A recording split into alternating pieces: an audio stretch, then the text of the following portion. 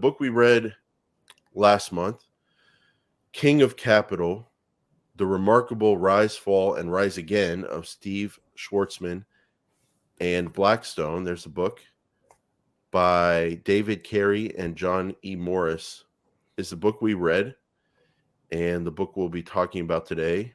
It's about Steve Schwartzman and Blackstone. It's about private equity, and it's about the 80s, about the 90s, about the good times. Karan, what did you think of the book overall? I mean, it's eye-opening for me because I didn't really know much about Blackstone. I didn't know about Steve Schwartzman.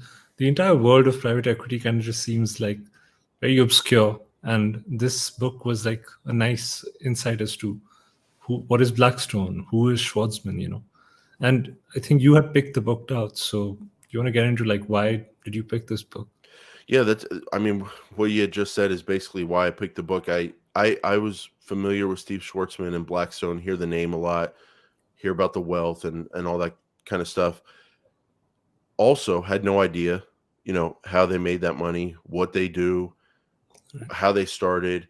And so I was very curious. And the reason I was so curious is because even though it seems like it's such a different world, private equity, private businesses, taking them out of the markets, working on them, bringing them back to the markets, when you start to think about it and you start to think about what guys like you and I do, investing in public companies, these guys are always around. Like, they're always buying companies, they're always lending to companies, and they're very close. Like, they feel very close as a public company investor because they take companies to market, they take them off the market. Sometimes you're invested in those companies. Sometimes they make an offer and then you buy those companies and do a merger workout. Sometimes they're in different sections of the capital structure. Yeah. Sometimes they lend to your company, like Carvana, which we'll maybe talk about at the end of the episode. But they're very, it's a different world, but they're so close. That's what intrigued me. So I wanted to learn more. That's why I suggested the book, and I'm glad we did. It was a really good book.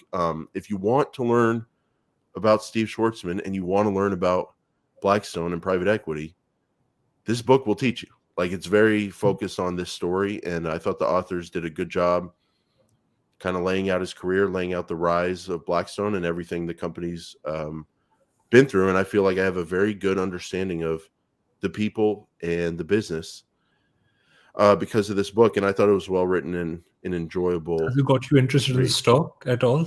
Like digging into the company? A little bit. But then when I look at it, it doesn't seem especially cheap right now. So it doesn't seem like the right time for me. But there's three of them out, or at least two of them out there. Carlyle and Blackstone, and I think Apollo's public as well. But it's nice that knowing that they're out there as options, and now I understand the business model, and